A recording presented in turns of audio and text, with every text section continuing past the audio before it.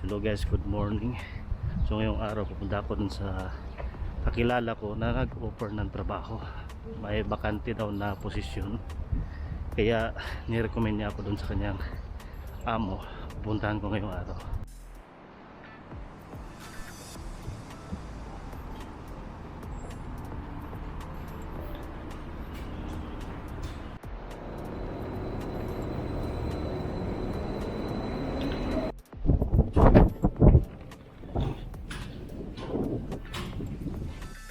So dito na ako guys. Dito mismo sa area na ito yung nag-offer sa akin ng trabaho. Samahan ko dati kung saan ako nagtrabaho ngayon. Mga malaking building dito guys. So, yan. Dito naman sa kanan yan yung library building dito sa Belarus. Pinakamalaking library building dito sa Minsk. Yung nag-offer kasi dito sa akin, medyo maganda yung offer nila dito ba. Ewan ko lang kung papayag yung dating amo. Kasi kahapon, nakausap ko kahapon, papantayan niya daw yung offer dito sa bago. Kasi nag-usap kami kahapon tungkol sa hanggang katapusan lang ako. Kasi may nahanap akong bagong trabaho. Sabi niya na magkano yung offer dito, sasabayan daw niya. So pag-iisipan ko muna ngayon kung tatanggapin ko yung offer na ito. Tingnan ko muna yung area dito sa kung kaibigan ko ngayong araw na ito.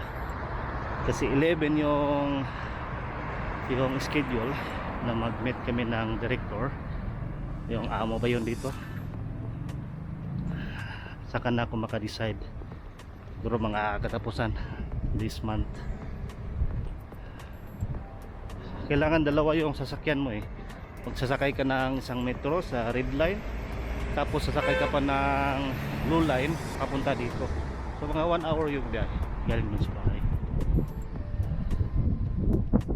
Dito na ako guys. So yan, back in 2016-17 may kababayan tayo dito nagtatrabaho guys dito sa lugar na ito. So umuwi na siya, nag-end of contract, tapos hindi na siya bumalik. Anong pangalan nung kababayan natin? Iman ba yun? Iman. So si Iman, private chef siya dun sa kanyang pinagtrabahoan dito. Ganda na building oh. Sana yun. So dito ako guys. So doon siguro. So dito pinapakita yung GPS natin. Doon tayo pupunta oh. So bawal kasi dito mag bawal mag video.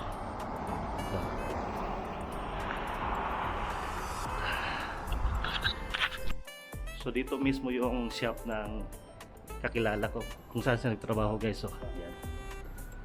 So maganda yung offer dito sa kanila.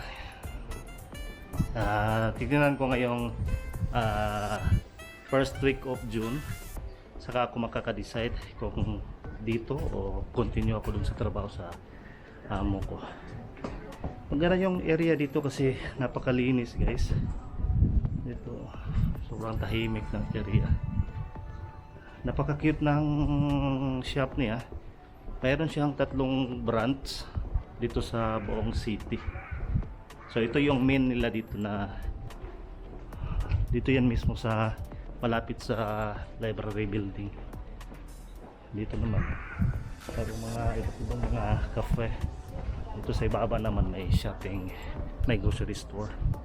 So ito mismo yung area, yung building guys. So yan yung lugar.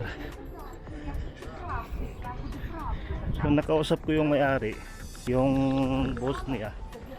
Mabait yung amo niya, Belarusian.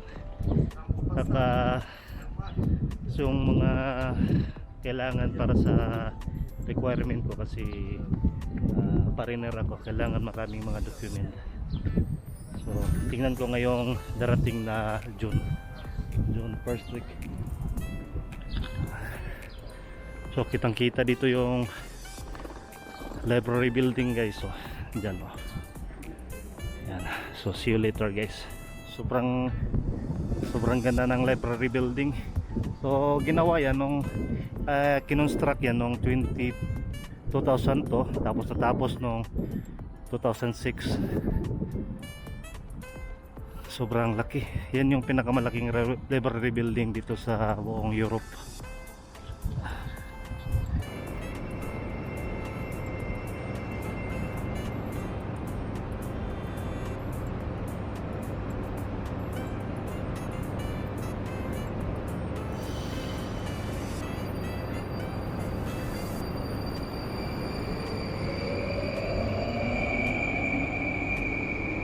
Ito yung Metro Plostia Linina. Ito yung Red Church. Sa itaas nito, ito yung Red Church to. Yung famous na Catholic Church, yung pinupuntahan ng mga Pilipino before. Dito si Mrs. Oh. Hello? Hello. So ngayon pupunta pala kami ngayon dun sa Jansaga Slutsky Gostinec, yung panghuling station. Kasi pupuntahan namin yung sister ni Mrs. Sunduin namin doon. Kasi bibisita siya dito sa amin. So, mga ilang station? 1, 2, 3, 4 4 station galing dito sa Plostia Linina. May mahaba sila ditong escalator guys. So dyan, so, pataas dyan. Pag ganyan, pag nag-blink na yan, so it means malapit na.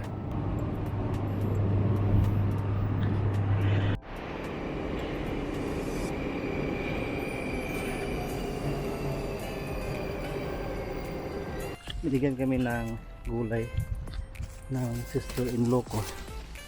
Dumaan pa kasi ako ng tindahan, bumili ako ng soft drinks, tapos may snack namin.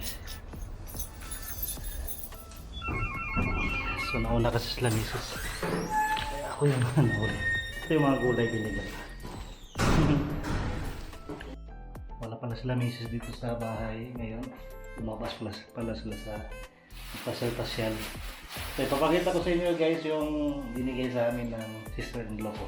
Binigay kami ng onion, sobrang dami guys. Fresh from farm, sobrang dami. Tapos meron kaming garlic, napaka-fresh.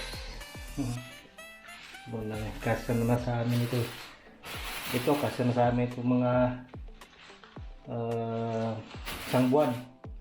Tapos binigyan kami ng jam na abricos siguro. Kamatis, tapos pipino. Kaya gagawa ko na ngayon ng nagaling pala ako ng tindahan guys, bumili ako ng sili. Ito gagawa ko ng chili pickled. Kasya dito sa garapon siguro lahat ito.